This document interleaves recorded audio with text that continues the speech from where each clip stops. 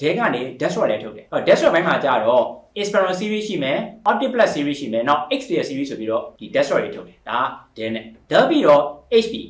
HP ကပဲမပြီးသေးဘူးသူလည်း desktop တွေထုတ်တယ်ခုနကပြောတဲ့ branded တွေပေါ့နော်အဲ့ desktop ဆိုလည်းပဲ home အတွက်ဆိုပြီးတော့ MV series ရဲ့ Pavilion series ရဲ့ Essential home series ရဲ့ဒါ HP ကထုတ်တဲ့ desktop home series တွေအဲ့ဒီအပြင်ဒီ desktop ကိုပဲ gaming အတွက်ဆိုပြီးတော့ထုတ်တယ် gaming အတွက်က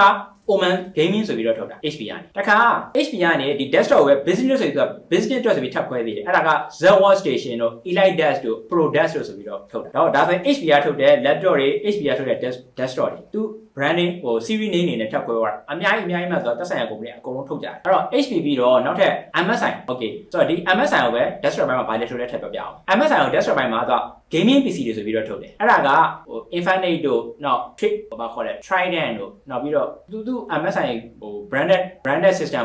ဘုံတွေခေါ်ပါဘောနော်အဲ့ဒါတွေကတော့တော်တော်တွေ့ရခဲ့ပါတယ်သူက Kizin ဘုံကိုဒါ MSI ကထွက်တဲ့ Kizin gaming Kizin လှလှလေးလေးနဲ့ဆင်ကြတာများတော့ပြီးတော့သူလည်းပဲ content creator series ဆိုပြီးတော့ဒီ desktop တွေမှာလည်း content creator series တွေထုတ်တယ် Operations series creator series ဆိုပြီးတော့ desktop တွေမှာထုတ်တယ်အဲ့တော့နောက်တစ်ခါ business ဘိုင်းမှာဆိုပြီးတော့တခါ modern series နဲ့ pro series ဆိုပြီးတော့လည်းရှိသေးတယ်ဒါ MSI ကထုတ်တဲ့ desktop တွေပေါ့နော်